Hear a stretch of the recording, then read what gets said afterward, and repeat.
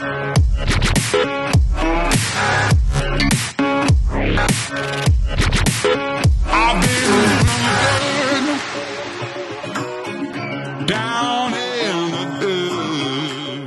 c'est Adou. Aujourd'hui, je vous présente le mât Cedrus de Cedrus Project. C'est fabriqué par un gars qui s'appelle Kyle, qui est très sympa, qui est ingénieur de formation, qui est vraiment dans les détails. Et l'intérêt de ce mât, il y en a plusieurs en fait. C'est un mât en carbone qui est assez léger. J'ai avec moi une version de 95 cm grâce à Yann. Merci à Yann qui m'a prêté son mât pour que je puisse le tester puisque c'est compliqué d'en avoir un assez rapidement. Je voulais vraiment le tester. C'est un mât en carbone qui sort à 1,7 kg sur la balance. Là, celui-ci fait 90 avec le petit adaptateur qui est en haut que tu ne vois pas. Ça te fait un mât hors tout qui est à 95 cm. Il y a une platine en alu. Et la spécificité de ce mât, c'est que c'est un peu le couteau suisse des mâts de foil. Tu as différents adaptateurs. Sabfoil, Takuma, Axis, celui qui est monté là. Et tu peux, sur un seul et même unique mât qui coûte aux alentours des 1000 $, plugger des avions de différentes marques. Si je veux naviguer en Axis Art pour faire de la race, puis prendre mes Takuma Kujira pour faire de la vague, je peux le faire avec ce seul, même, unique mât. Voilà le concept de base.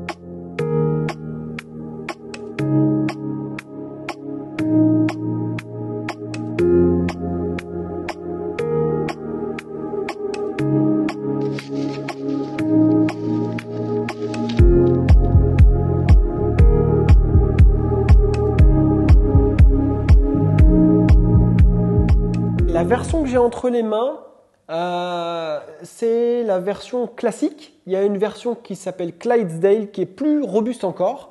On a un mât qui fait 19 mm d'épaisseur, ce qui est similaire à de l'Axis aluminium dans la version la plus épaisse, puisqu'il y a un 16 et un 19 chez Axis. C'est pour donner un repère que je parle d'Axis. La platine est en alu, mais il existe un nouveau mount plus robuste qui doit être un peu plus épais et qui vient reprendre un peu l'embase du mât sur une longueur un petit peu plus importante pour, pareil, maximiser la rigidité, la résistance de l'ensemble. Alors l'intérêt de ce mât, au-delà du côté couteau suisse, c'est de te permettre d'avoir un mât pour plusieurs marques de foil, ce qui est très intéressant. C'est aussi de pouvoir choisir ce mât qui est rigide et qui est robuste et qui a un comportement sain sur l'eau, en lieu et place de certains mâts qui peuvent te poser problème. Si tu as un gros gabarit par exemple et que tu veux naviguer en 1440 chez Takuma, une aile qui fait 109 d'envergure, eh bien, le mât Takuma en 75 cm, nous, en surfoil notamment et en subfoil, on commence à sentir le flex. Tu vois, même moi avec mes 60 kg. Donc le fait d'avoir un mât comme ça qui va être plus épais, attention, hein, le mât Takuma est fin, eh ben, ça va te redonner de la rigidité dont tu as peut-être besoin. On en parlait avec Greg Closier qui shape les boards 52. Je crois qu'il s'en est pris un parce que lui, il a un gabarit beaucoup plus imposant que moi et il voulait de la rigidité et pouvoir faire des tests avec différents avions. Moi, pour mes reviews, c'est assez utile aussi parce que ça me permet de changer d'avion, de tester des ailes, les comparer, voir la différence de glisse. Donc ça, c'est assez intéressant. L'autre truc, et là c'est plus spécifique à mon cas et les problèmes que j'ai rencontrés, ceux qui me connaissent le savent sur le forum et puis ceux qui discutent avec moi en off le savent très bien, j'ai eu énormément de problèmes de ventilation avec les foils Axis, avec les mâts Axis, avec les mâts 19 mm déjà, et aussi avec les mâts carbone chez Axis. Donc moi je ne suis pas du genre à me lamenter et à taper sur la marque, je suis plutôt du genre à chercher des solutions et j'ai assez vite compris que ce mât-là, potentiellement, c'était une solution. Rien n'était sûr tant que je n'avais pas testé. Mais clairement, je vais juste revenir sur la ventilation parce que je sais que beaucoup de gens ont du mal à mettre des mots sur ce phénomène, mais pourtant ils le rencontrent. Et ils ont l'air de croire que ça vient d'eux, de leurs appuis, de leurs réglages. Et des fois, ça vient uniquement de leur mât en fait. La ventilation, c'est une prise d'air quand tu navigues, tu es en ligne droite. C'est une prise d'air qui se fait. Ça peut se faire par l'oreille de ton aile si tu sors l'aile avant de l'eau par exemple, ou le stab aussi. Hein. Là, c'est une erreur de pilotage dans ce cas précis. Et en gros, tu as de l'air qui vient gangréner ton foil par l'aile avant et tu perds de la portance et tu tombes. Ou alors des fois, tu arrives à récupérer le truc et ça le fait, mais des fois, tu vas te péter la gueule. Et la ventilation peut aussi avoir lieu par le mât. Tu vas accrocher de l'air sur le profil du mât et cet air va descendre, va gangréner le mât jusqu'à l'avion et la frontouille. Et là, bam, c'est chute assurée.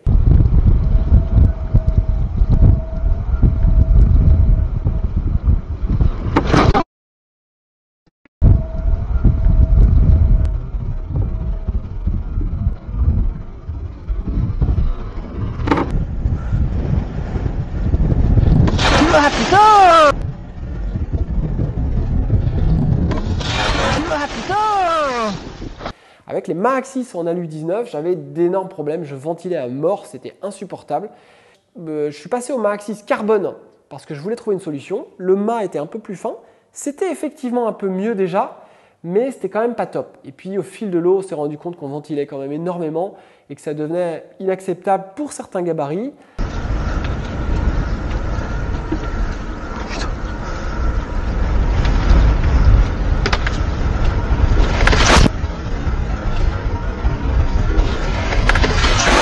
Alors attention à ne pas être trop catégorique, il y a des gens qui ont du matos Axis qui ne ventilent absolument pas, donc il ne faut pas en faire une généralité, mais pour moi c'était juste insupportable. Et pour avoir échangé avec des copains qui ont du Axis et qui là viennent de tout revendre parce qu'ils en avaient plein le cul de la ventilation, c'est un vrai problème. Donc il faut que la marque sache que quand on rencontre ce problème, c'est juste innavigable et juste inacceptable en fait. C'est lié à un problème de profil, le bord d'attaque est trop épais et quand tu rencontres le problème, il n'y a rien à faire, ça vient du matos, ça ne vient pas de tes appuis. On a essayé de naviguer strapless, strappé, avec des bords de différents volumes, bouger les réglages, changer le stable, le fuselage, l'aile avant, on a tout essayé, même chez Axis. J'ai pris leur mât, je l'ai mis à l'envers le mât alu, j'ai même poncé la surface pour modifier l'état de surface pour voir si c'était mieux. Sur mon mât carbone, je l'ai même entièrement poncé, j'ai viré la déco, parce qu'Adrian Roper supposait que en enlevant les stickers, il y avait moins de problèmes de ventilation. Alors j'ai complètement poncé, je l'ai remastiqué, j'ai refait entièrement l'état de surface. Chez Axis, Adrian Roper prétend que si tu ponces les stickers, tu élimines les problèmes de ventilation. Moi, je ne suis pas de cet avis-là. Puisque les mâts Axis en alu avaient des stickers et à terme, tous les vieux mâts, les stickers se barraient et c'est pas pour autant que ça ventilait moins. Et généralement, quand on navigue, la partie où il y a du sticker, elle n'est pas dans l'eau, elle est en dehors de l'eau. J'ai repris en ponçage, mais j'ai pas fini le bord d'attaque. J'ai re-résiné, j'ai changé, j'ai essayé de modifier un peu, d'affiner le rayon du bord d'attaque. Ponçage du mât Axis, hein.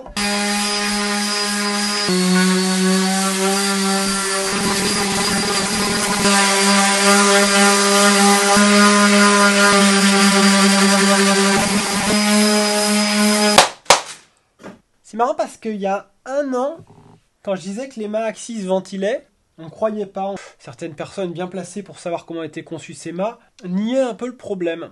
Et aujourd'hui, tu t'aperçois que les gens commencent à prendre conscience de ce qu'est la ventilation.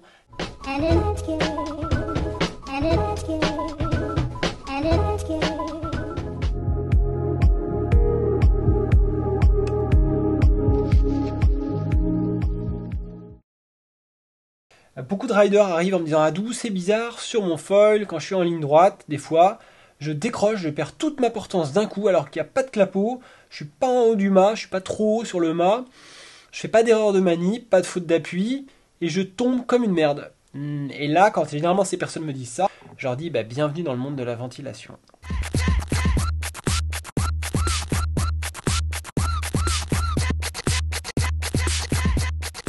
Putain, je suis grave vénère mec, je ressors d'une session là, putain il n'y avait pas des grosses conditions, il y avait à peine 20 nœuds, je me suis dit vas-y je mets la 810 parce que j'avais jamais réglé la 810 sur ma nouvelle board.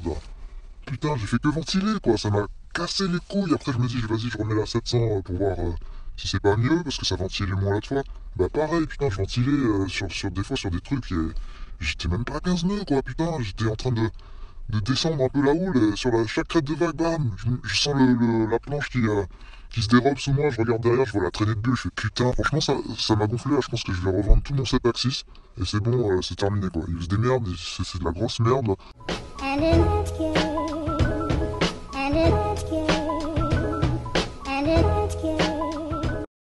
Concernant la ventilation d'un mât sur un foil, quel que soit le foil, il intervient par deux paramètres. Ça peut être ou un défaut de design sur le profil du mât qui n'est pas adapté, ou un défaut de fabrication. Lorsque le mât est fabriqué, poncé, etc., il peut avoir des défauts qui sont créés au niveau du bord d'attaque et qui génèrent justement cette ventilation.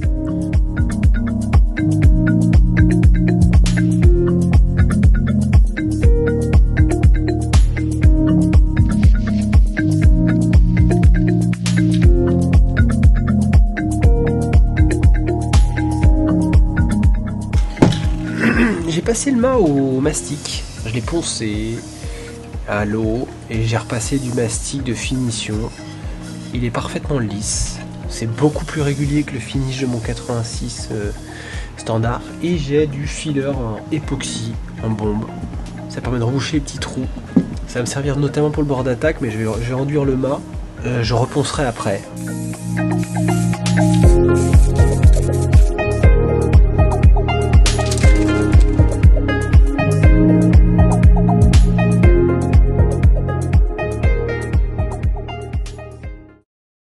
Parce que les mâts carbone chez Axis, il y a encore peu de temps, avaient un vernis qui bullait. C'était vraiment pas top, mais c'était comme ça. Donc j'ai fait cette modif. J'ai renavigué avec la Art 799, parce que j'ai aussi la 799 et la 999, qui est un avion top. Et c'était mieux, mais franchement, ça ventilait encore.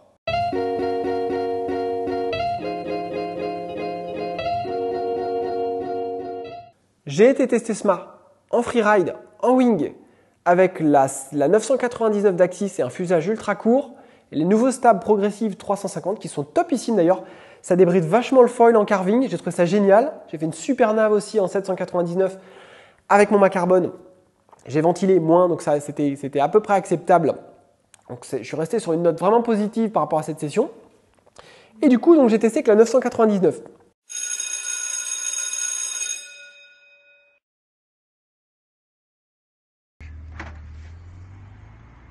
Hello tout le monde. Test du mât Cedrus aujourd'hui. Alors c'est du 95, c'est grand hein. J'ai mis une Art 999 dessus avec le petit stab 350 et ma foi on va voir ce que ça donne. Il n'y a pas d'air au bord, c'est la nickel là. Et je pense que le mât long, ça te demande un petit peu plus d'effort. Ah, ça part. Oh, 95. Oh, c'est grand. Allez, on va voir comment ça glisse. Tranquillou. Je vais pas forcer dessus. Kyle m'a dit Adu, be careful, ride it smoothly. Donc on va pas faire les fifous.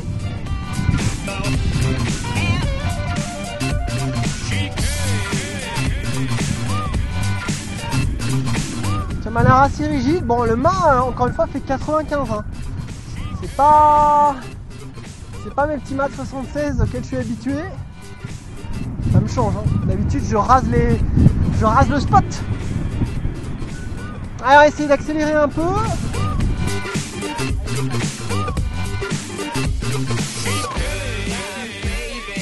Je précise que la Art, je la connais peu.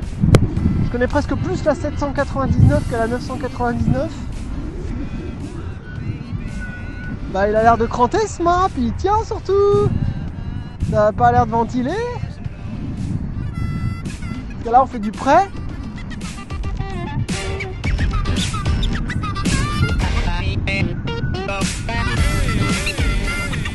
Là, on crante pour voir s'il va décrocher. Il y a du clapot, de la mousse en surface. Ah non, pour faire ventiler un mât, il faut naviguer aile basse dans un spot un peu clapoteux avec des bulles là. Et il faut mettre le mât en pression. Là, c'est parfait aujourd'hui. C'est bien dégueulasse. C'est parfait.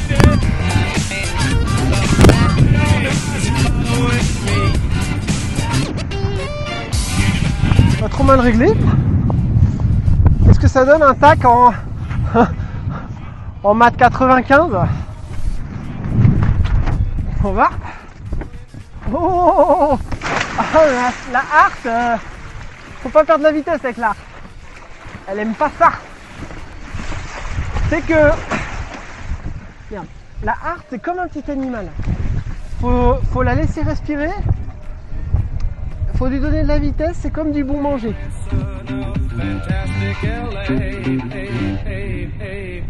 Là c'est une nave où il aurait fallu des bouts de harnais, tiens.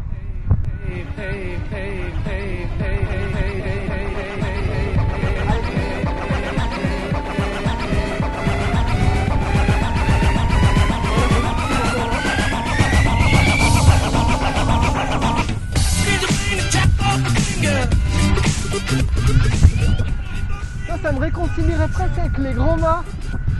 C'est drôle. Putain la vache, en vrai c'est vrai que t'as quand même un atout. Putain merde, je vais pas le vouloir en 71. Putain. Oh putain, oh putain.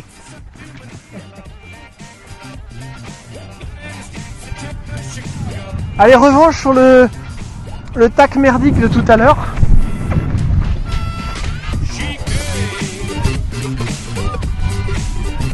Bon, la Hart, pour info, c'est une aile qui se déverrouille de manière remarquable lorsque tu lui colles le stab 350, la gamme progressive. C'est des stabs qui sont super efficaces pour le carving. Un petit 360 dans la case.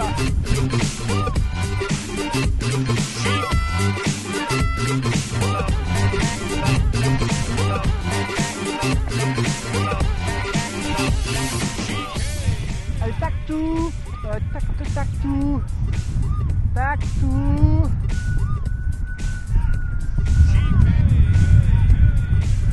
Tac tout switch.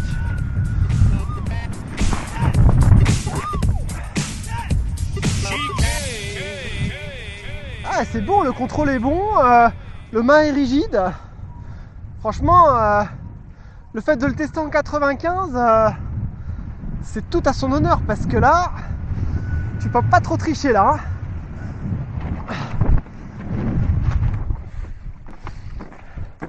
Si le mât était pas sain, là, tu le grillerais direct en fait. Si le mât était pas sain, tu le grillerais direct. Bon, j'ai horreur de pomper avec des straps.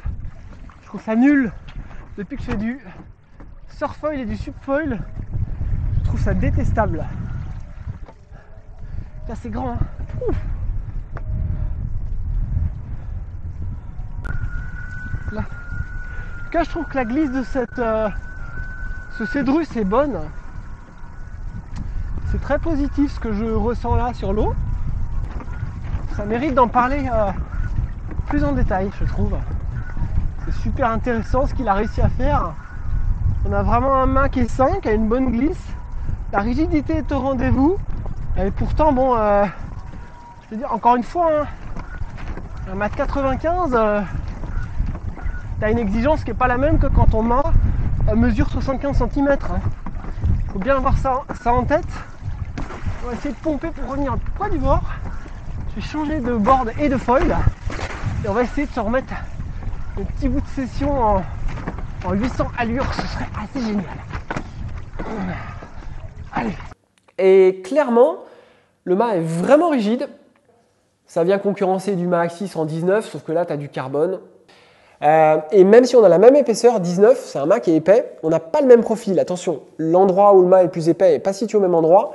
On a un bord de fuite, un bord d'attaque qui est plus fin, qui est plus acéré, on va dire, et le bord de fuite aussi.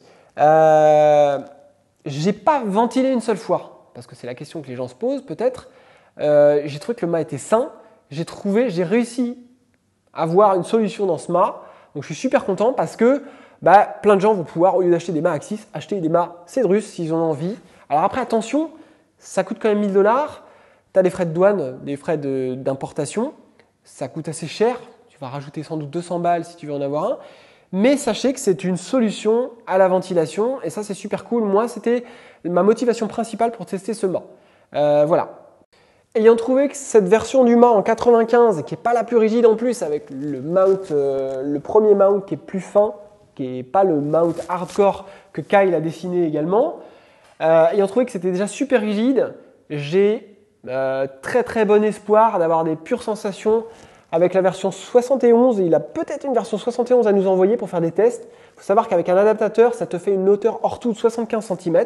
Alors t'imagines bien que moi, j'ai très envie d'aller tester en dog start, en pumping, en subfoil, avec la 1440 de chez Takuma par exemple, ou avec les grosses Art comme la 999. Et puis aussi pousser un peu les tests en wing et notamment en carving pour surfer. Beaucoup ont entendu parler de ce mât, mais sur le profil Instagram de Kyle, il n'y a que des choses très techniques, mais finalement, on ne le voit jamais en navigation. Et c'est dommage, et je voulais du coup mettre un petit coup de projecteur sur ce mât et vous dire que ça existe, vous expliquer en quoi ça consiste. Je pense que je l'ai fait. Vous avez tous les liens dans la description pour accéder au site de Kyle. On a aussi un post, je crois, sur le forum où on parle de décrochage malheureusement, mais on parle aussi du coup de ce Mac comme solution. Donc n'hésitez pas à aller faire un tour. Et je vous dis à plus. Bonne session. Bye bye.